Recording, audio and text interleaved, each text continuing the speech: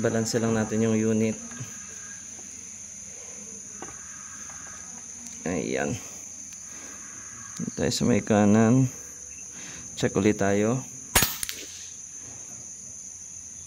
Okay. So sa may kaliwa lang siya.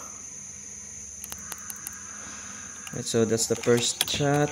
Ulitin natin doon sa target na yon. Okay, so nasa taas siya ngayon.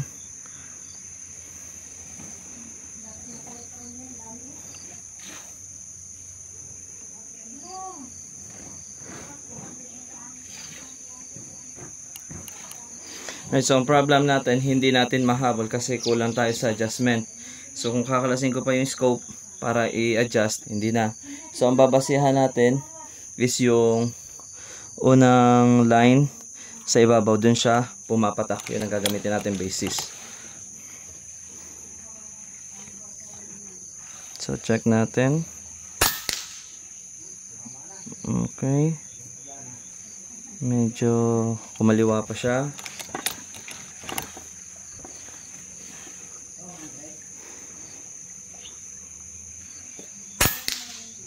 Dalawa.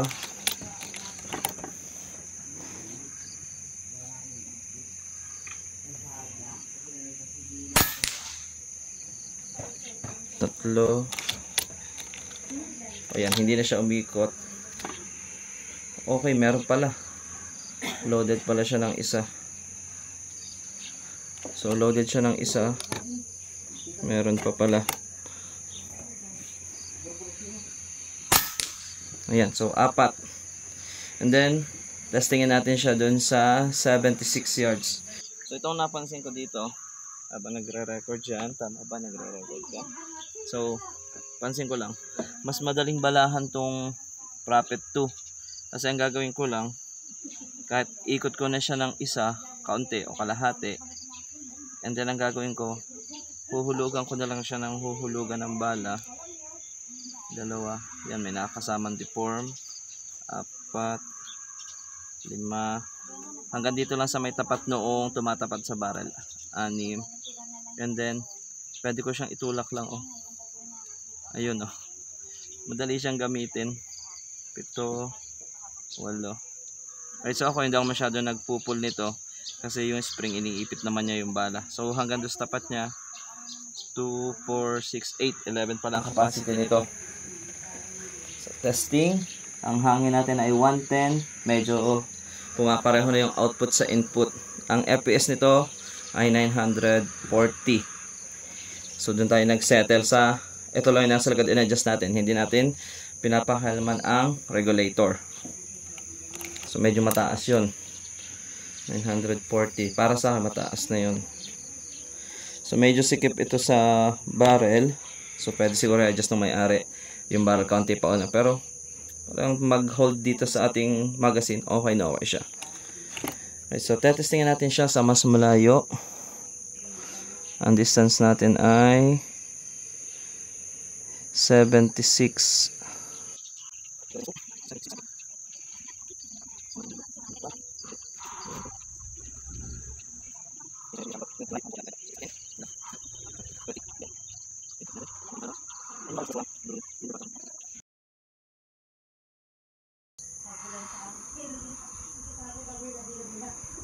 Ito, medyo okay na sa akin to.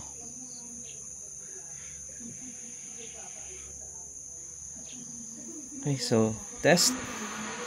Ang target muna natin ay sa tapat ng paperclip. Tapos tingnan natin yung drop. Okay. Nasaan ang tama mo?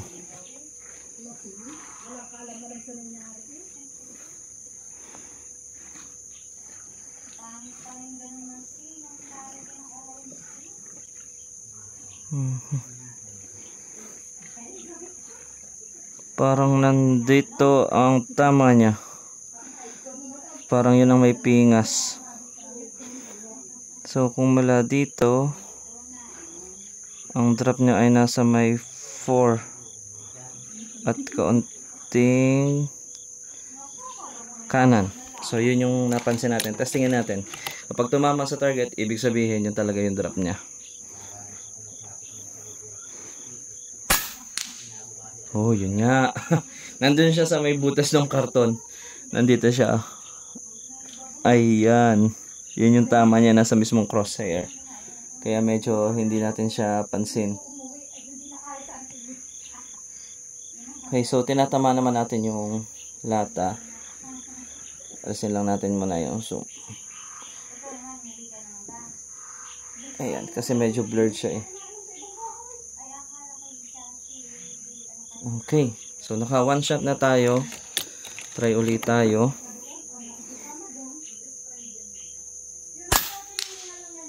Solid.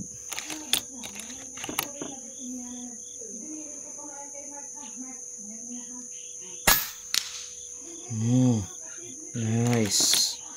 Maganda pala talaga ang profit, no? Pasensya na, medyo gumagalaw yung ating camera.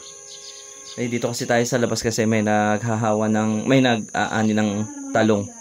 So, dito tayo. Ganda. So, oh, maganda ang tama nitong isang to. So, yan po ay 76 yards. So, maganda yung kanyang goma. Yun nga lang, kaunting dumi sa kamay. Ito tulad nito, yung kanyang logo may kaunti parang putik na agad. All in all, gusto ko to. Ang kalaban lang lagi dito sa ganito is yung kalawang sa kanyang mga screw. Ayan, tapos ito may adjustment pa dito. Ayan. Okay, so mas maganda talaga tong Prophet 2 kasi ang dami niyang bago kumpara sa Priest. So, tulad ito, tank. Tapos externally adjustable regulator. Tapos plenum. Tapos yung paglo-load ng magazine, mas madali din. Tapos ano pa ba? Ito, yung mga adjustment na ito. Meron din sa likod para sa hammer. So all in all, mas maganda talaga to kumpara doon sa Priest 1. Malaki talaga yung pinagbago. Problem is mahal din talaga to. So ito ay order sa atin ng isang taga Lucena. Siya ay parang nasa abroad pa din ngayong November ang uwi niya. So itong kanyang unit na to, abangan na lang daw niya. Pero ito, papadala ko na to bukas kasi ay na-test na naman natin. So ito po yung area kung saan tayo nag-target kanina. And then dito naman siya pumatak. So sa sukat natin nasa 4 yun.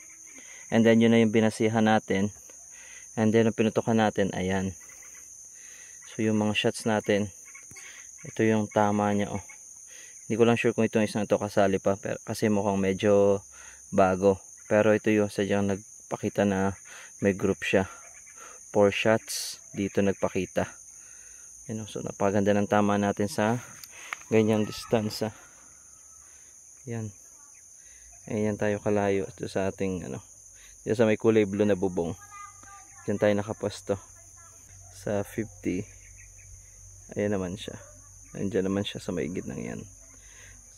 So pack up na tayo. Yan na lang natin to. I-picture na lang natin. Thank you po sa inyong lahat.